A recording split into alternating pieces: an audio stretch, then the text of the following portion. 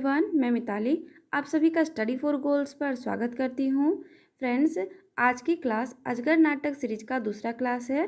पहले क्लास में हमने अजगर नाटक के लेखक विश्वनाथ दसोंधी राज जी के बारे में पढ़ा था और इस नाटक से संबंधित हमने पूर्वाभास को पढ़ा था। फ्रेंड, तो आज की क्लास में ये जो अजगर नाटक के जो 3 अंक है ना, उसमें आज हम सबसे पहले अंक से 2 दृश्यों के हिंदी भावार्थ को अच्छे से समझेंगे।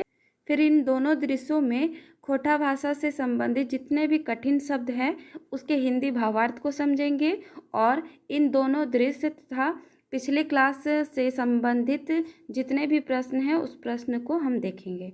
तो चलिए फ्रेंड्स, बिना देरी के आज की क्लास को स्टार्ट करते हैं और देखते हैं कि ये जो दृश्य हैं इसमें क्या बताया गया है। ठीक है, तो पहले अंक के पहले जो दृश्य है ना फ्रेंड्स, इसमें अघनू लाला, गोबरा और अघनू लाला का जो मुंशी है ना, इन तीनों के बीच में ही यह पूरा घटना घूमता रहता है। इसमें क्या होता है, मैं थोड़ा सा आप लोगों को बता दूं कि इसमें ये होता है ना, जो अघनू लाला है ना, वो गोबरा को बकाया कर्जे के रूप में कुछ पैसे दिए हुए रहता है, जिसकी वजह से वो उसे क्या करता है, तो उसे परेशान करता है। ठीक है, गोबरा का जो बकाया होता है ना, वो 50 रुपये का रहता है, लेकिन ये जो अघनू लाला है और उसका जो मुंशी है ना, वो उसे परेशान करने के लिए 50 रुपये को बढ़ाकर 500 रुपये कर देता है, जिसमें गोबरा परेशान हो जाता है और वो इतना मजबूर हो जाता है कि अघनू लाला और उसका जो मुंशी है उसके बोले हुए रास्ते पे चला जाता है और वो एक सादा कागज़ पर अंगूठा लगा देता है, जिसके बाद ये लोग क्या करते हैं, तो गोबरा का जितना भी संपत्ति है ना उसको अपने नाम कर लेते हैं। तो चलिए हम इसको स्टार्ट करते हैं और इसका जो पूरा हिंदी भावार्थ है ना, ये पहले दृश्य का उसको समझते हैं। तो पहले दृश्य में ये सारी जो बातें हुई हैं उस स्थान के बारे में जानेंगे। तो क्या है, तो झारखंड का एक गांव है फ्रेंड्स, और गांव के चारों तरफ क्या है, तो झोपड़ी का घर है और झोपड़ी के घर है गांव के चारों तरफ। बीच में क्या है, तो बीच में जो अघनू लाला है ना, उसका हवेली है। सुबह का समय है और घर के दरवाजे पर घोड़ा बांधा हुआ है, यानी ये जो अघनू लाला का घर है ना, उसके घर के बाहर में घोड़ा बांधा हुआ है और बैठक खाना में नौकर चाकर इधर उधर अपना काम कर रहे हैं, यानी इसके घर में जो नौकर चाकर है ना, वो घूम घाम कर अपना काम कर रहे हैं। बैठक खाना में बहुत कुर्सी रखा हुआ है। एक कुर्सी के ऊपर अघनू बैठकर चांदी का हुक्का से हुक्का पी रहा है। तब और ये जो चांदी का हुक्का से हुक्का पी रहा है, तो उसमें गुड़गुड़ाहट की आवाज़ आती है। तभी वहाँ से क्या होता है, तो जो गोबरा है ना, गांव का एक किसान, एक दलित परिवार का युवक, वो क्या करता है, वहाँ आता है और हाथ जोड़कर सर झुकाकर प्रणाम करता है। तो ये गोबरा किसे प्रणाम करता है, तो अघनू लाला को। ठीक है, अब है अघनू लाला गोबरा से कहता है कि क्या गोबरा, तुम लाट साहब बन गए हो क्या।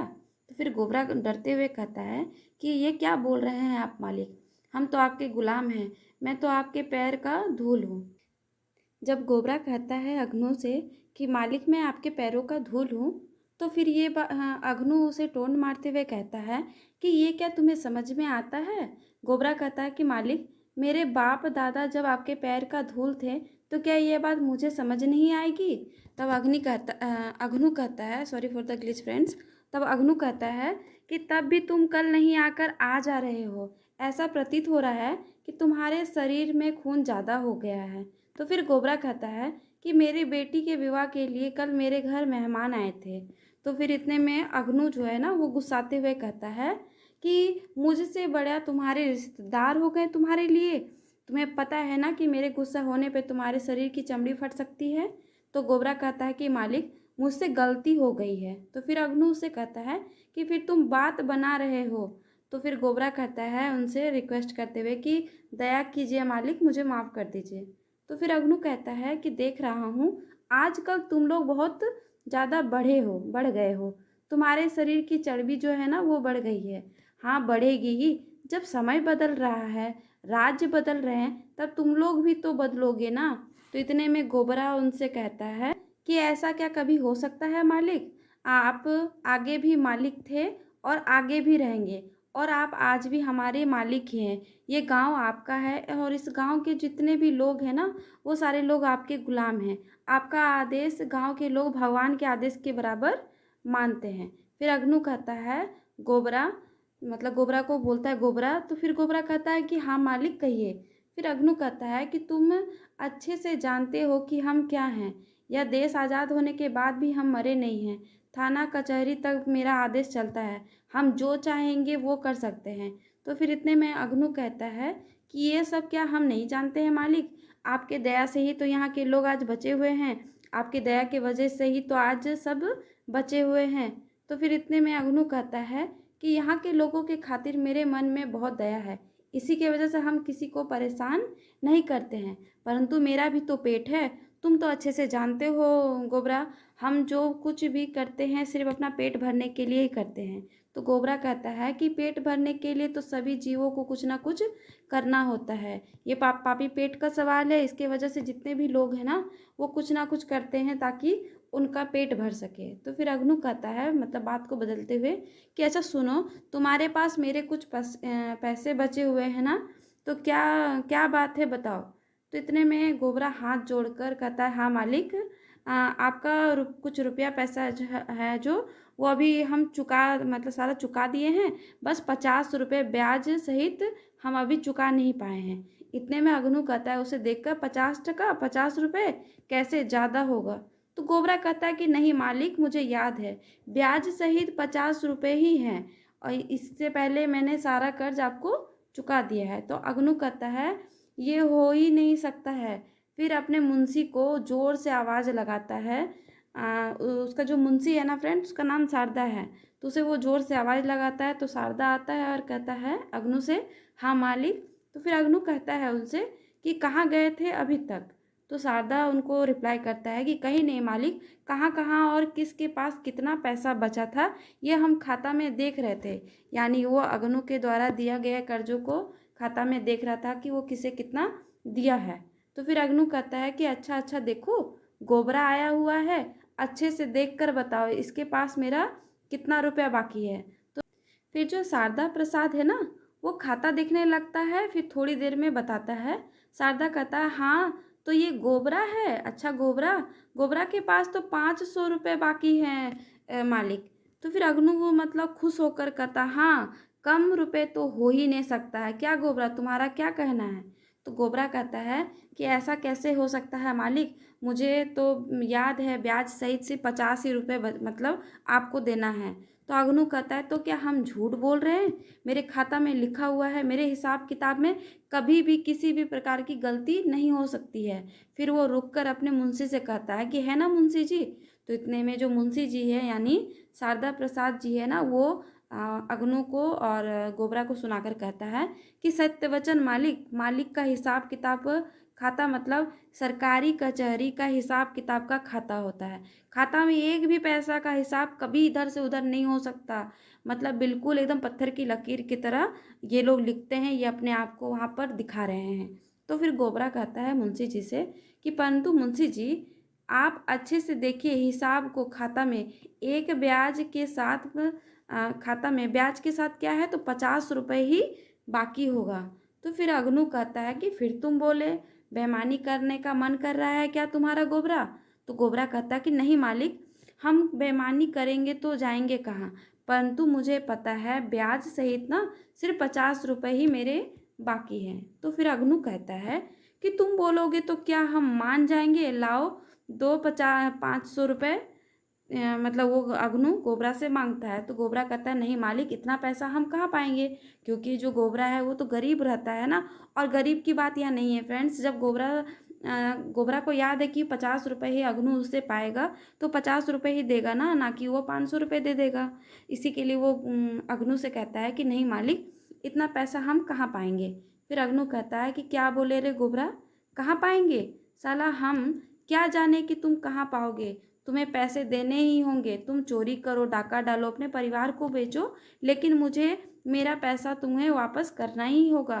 तो गोबरा इतने में बहुत ज़्यादा परेशान होकर कहता है परंतु मालिक, इतने रुपए कैसे। अग्नू कहता है हाँ हाँ, इतना रुपए नहीं देने से तुम्हारी चमड़ी निकाल कर जूता बनाकर बेच दूंगा। क्या समय आ गया है इस दुनिया में, किसी को भी ईमान धर्म नहीं रहा। यानी वह गोबरा को कहता है कि किसी को ईमान धर्म नहीं रहा, जबकि गोबरा के अंदर पूरा ईमान धर्म भरा हुआ है और अग्नू के अंदर ही यह नहीं भरा हुआ है। वो गोबरा को प्रताड़ित करता है, उसे 50 रुपये के जगह 500 रुपये लेना चाहता है। तो फिर इतने में शारदा कहता है कि देखो गोबरा, पैसे तो तुम्हें देने ही होंगे, ना बोलने से अब नहीं काम चलेगा, परंतु मेरे पास अब भी एक उपाय है, अगर बचना चाहते हो तो मुझे बताओ। तो गोबरा कहता है क्या है मुंशी जी, बताइए। तो फिर शारदा उससे कहता है गोबरा से कि सफ़ेद कागज़ दिखाते हुए कहता है कि देखो, अच्छे से देखो, ये एक सादा कागज़ है, इसमें हम कुछ भी नहीं लिखेंगे। तो इसमें तुम अपना दाहिने हाथ का अंगूठा का जो है निशान है वो लगा दो बस, और तुम्हें कुछ भी नहीं करना होगा, यानी अंगूठा का निशान लगाने के बाद तुम्हें कोई भी कर्ज नहीं चुकाना होगा। इतने में गोबरा को थोड़ा बहुत तो आभास हो ही जाता है, फिर भी वो कहता है इससे क्या होगा मालिक। तो शारदा उससे कहता है कि क्या होगा और क्या नहीं ये सोचने की ज़रूरत नहीं है, हम बस इतना ही कहेंगे कि तुम्हारी जान बच जाएगी। तो गोबरा कहता है कि मेरी जान बच जाएगी या इसके बाद मेरी जान चली जाएगी, अब ये सोच ही नहीं पा रहा हूँ। तो फिर अग्नू कहता है देखो गोबरा, हम सीधे हैं और मेरा काम भी सीधा है, तुम अंगूठा लगाते हो कि नहीं यह बताओ। तो गोबरा कहता है कि आप मेरे मालिक हैं, आप जो कहेंगे वही मुझे तो मानना होगा, करना होगा। इतने में फिर क्या होता है, तो शारदा जो है ना वो कहता है कि अरे बाबा, इसमें कहने की क्या बात है, लो कागज़ और लगाओ अंगूठा। मुंशी शारदा कागज़ लेकर आता है और गोबरा उसमें अंगूठा लगा देता है। यहाँ पे गोबरा क्या होता है, अंगूठा लगा के फ्रेंड्स बहुत ही बड़ी मुसीबत में फंस जाता है, क्योंकि इसके बाद अग्नू तो बहुत ज़्यादा खुश हो जाता है। फिर वो कहता है कि हाँ गोबरा, अब तुम जा सकते हो, तुम्हारे बेटी के विवाह के लिए अगर तुम्हें पैसे की ज़रूरत होगी ना तो आ जाना मेरे पास और ले लेना। फिर अगर जब गोबरा चला जाता है तो अग्नू अपने मुंशी को आवाज़ देता है और मुंशी उसके पास आता है और कहता है कि हाँ मालिक। तो फिर अग्नू कहता है कि मुंशी, जो सादा कागज़ में ना गोबरा ने अंगूठा लगाया है ना, उस पे उसका घर द्वार खेत खलियान सभी चीज़ों को, यानी उसकी जितनी भी संपत्ति है ना उसको लिख दो, आज से उसकी सारी संपत्ति मेरी हो जाएगी। तो फिर शारदा कहता है, मतलब भगवान को ऊपर तरफ देखते हुए कहता है आसमान की तरफ कि हे भगवान, मेरा इसमें कोई दोष नहीं है, ऐसा नहीं करने पे मैं अपना पापी पेट नहीं भर सकता। भला आप ही बताइए कि 50 रुपये बढ़कर 500 रुपये क्यों नहीं होगा, तो क्या ये 5 रुपये ही होगा। तो फ्रेंड्स, अगर आप हमारे चैनल पर नए हैं और आप झारखंड सचिवालय की तैयारी कर रहे हैं तो आप हमारे एंड्रॉयड ऐप को प्ले स्टोर से, स्टडी फॉर गोल्स को प्ले स्टोर से डाउनलोड कर सकते हैं और वहाँ आपको खोट्टा भाषा के कोर्स, खोट्टा भाषा के सारे कोर्स से संबंधित जितने भी एमसीक्यू हैं, यानी फुल लेंथ टेस्ट सीरीज आपको वहाँ पे प्रोवाइड कराया गया है, जो नवीनतम संशोधित सिलेबस पर आधारित है फ्रेंड्स। और ये क्या है, तो जो टेस्ट सीरीज़ है ना वो सिर्फ 99 रुपीज़ में आप लोगों को प्रोवाइड कराई गई है, जो बहुत ही कम है। इसे आप परचेस कर सकते हैं और यहाँ से आप प्रैक्टिस कर सकते हैं। साथ ही साथ खोटा का जो भी कोर्स है उसे भी आप परचेस कर सकते हैं, जिससे आपको हर क्लास की पीडीएफ आपको टाइमली मिल जाएगी और आप अच्छे से पढ़ सकते हैं। फ्रेंड्स, यहाँ तो यूट्यूब पे क्लास होता ही है, इसके साथ साथ अगर आप क्विज़ की प्रैक्टिस करना चाहते हैं तो आप हमारे टेलीग्राम चैनल से जुड़ सकते हैं।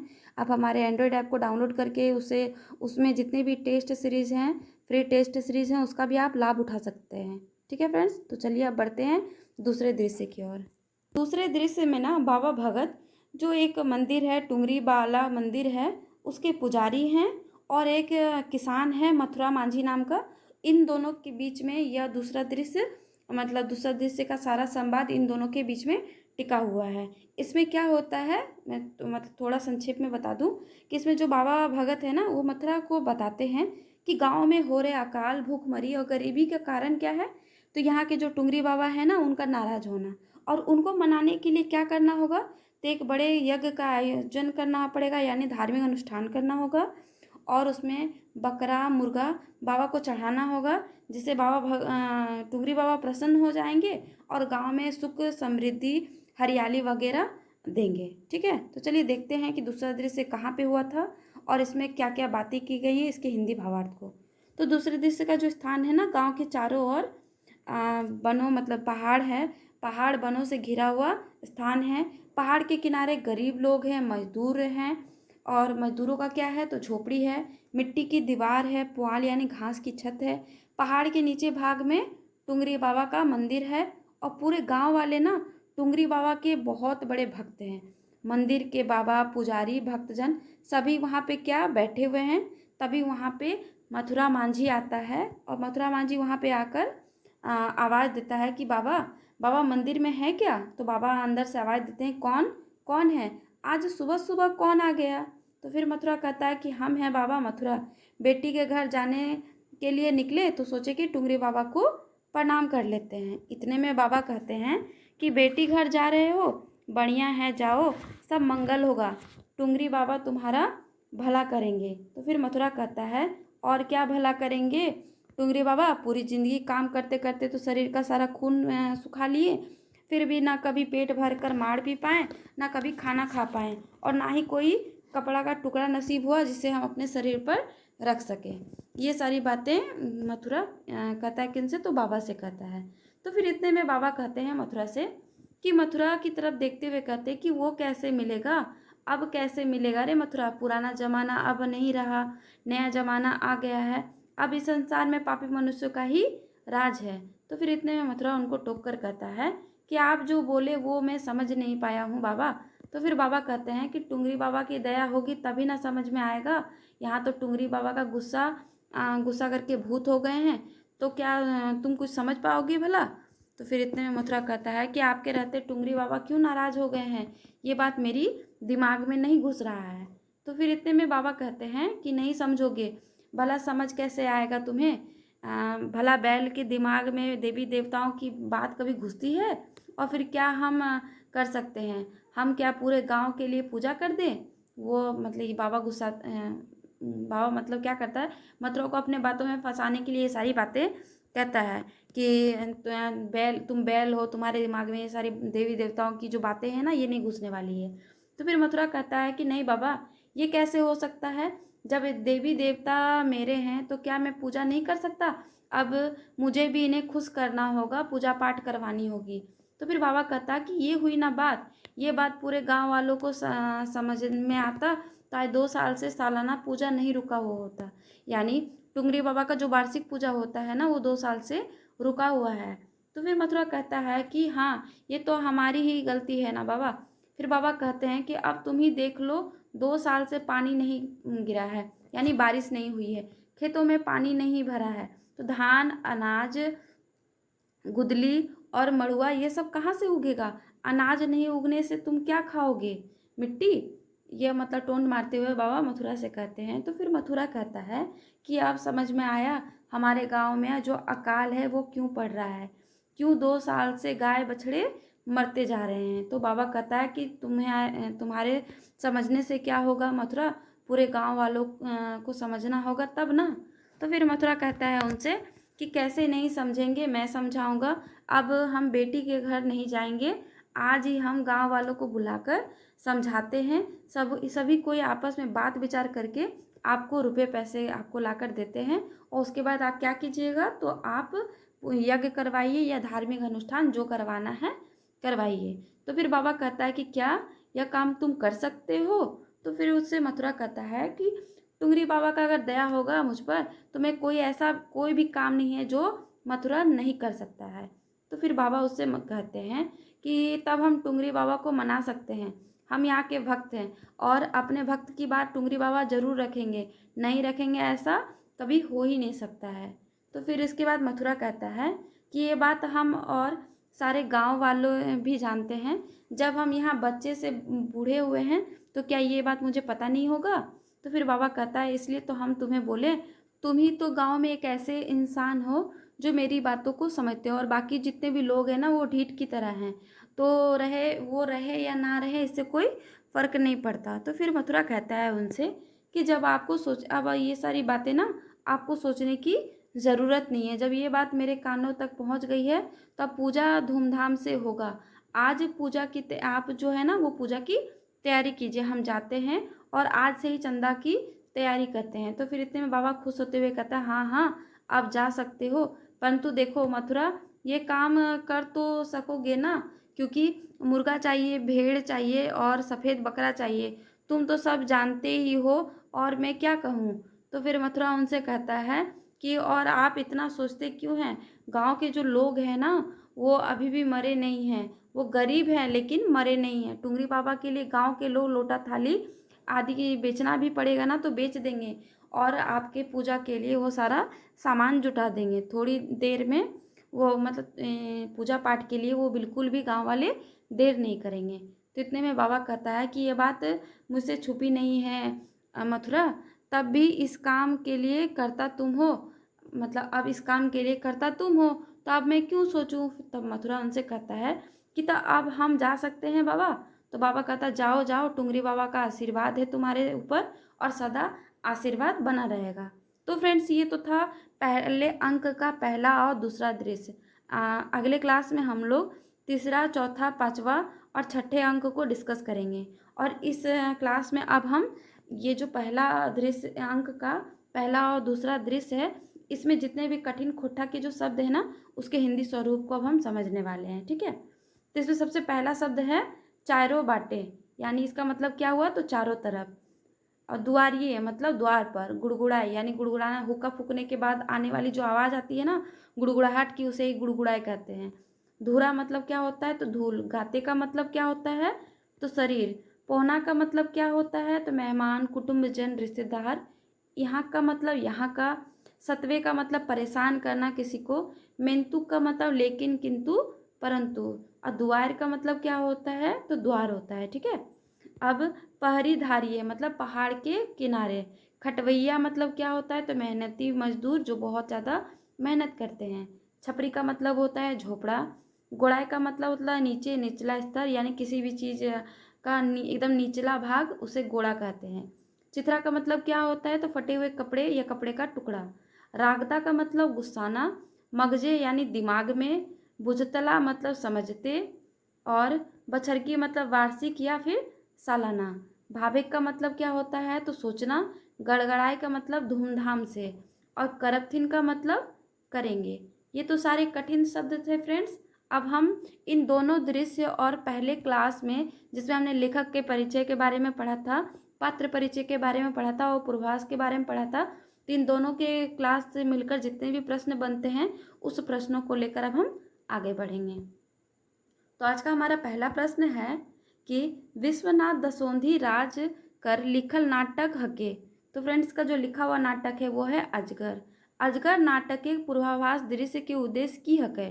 तो अजगर नाटक एक पूर्वाभास दृश्य के उद्देश्य हकै नाटक मंचन, विषय वस्तु और लेखक के नाम के जनवेग, यानी लोगों तक यह नाटक मंचन करना चाहता है विषय वस्तु के बारे में और लेखक के नाम के बारे में बताना चाहता है। अब तीसरा प्रश्न है कि लाबार जो बितना है अपन जनी बिजली के अजगर नाटक के विषय की कहे है। तो वह कहे कि हमार समाजे मानुष रूपे जे कते कते आर कैसन अजगर सांप है सेटा के नाटके देखवल है। मतलब ये जो अजगर नाटक है ना इसमें हमारे समाज के मनुष्य जो कितने प्रकार के और किस किस तरह के अजगर सांप की तरह हैं उनको इस नाटक में दिखाया गया है।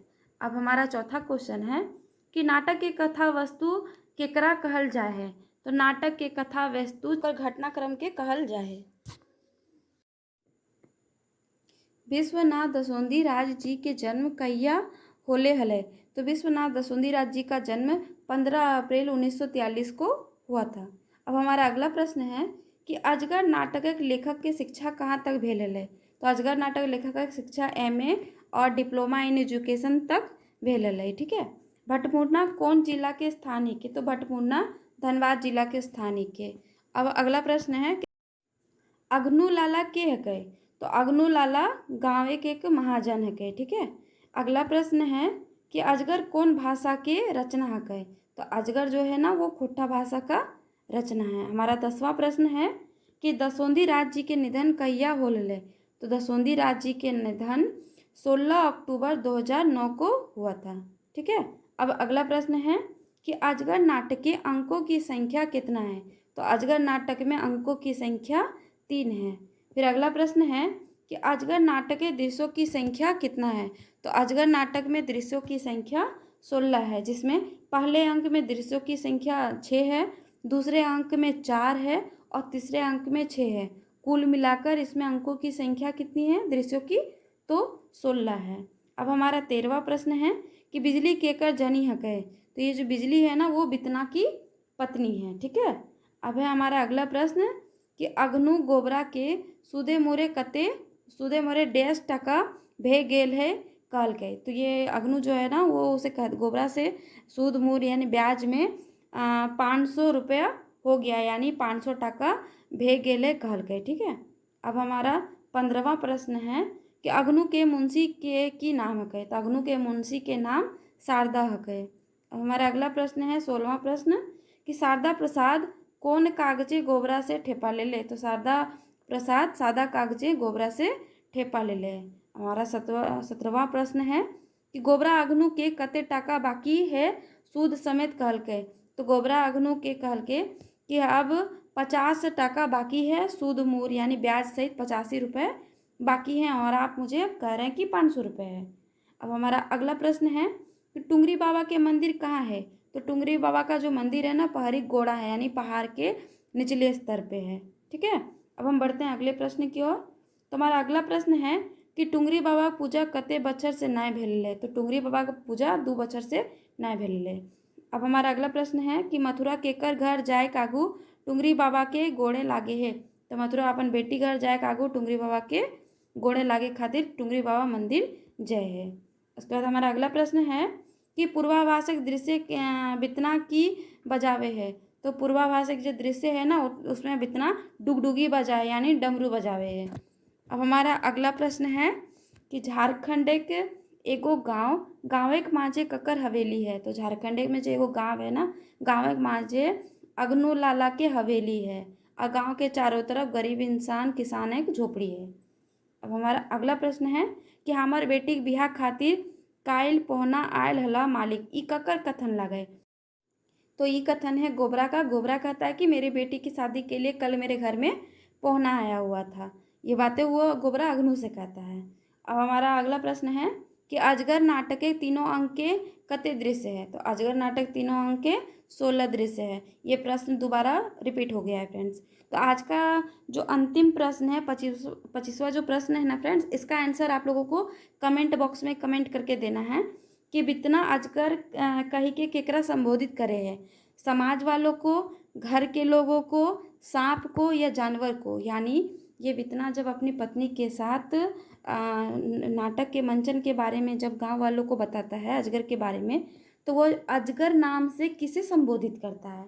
इसका आंसर आप लोगों को कमेंट बॉक्स में कमेंट करके देना है फ्रेंड्स। ठीक है, तो फ्रेंड्स जिस तरह आप क्लास में हमारे साथ बने रहते हैं ये बहुत अच्छी बात है, और अगर आप और ज़्यादा प्रैक्टिस करना चाहते हैं और भी ज़्यादा अपनी तैयारी को बेहतर करना चाहते हैं तो इसके लिए आप प्ले स्टोर से हमारे study for goals Android app को डाउनलोड करें।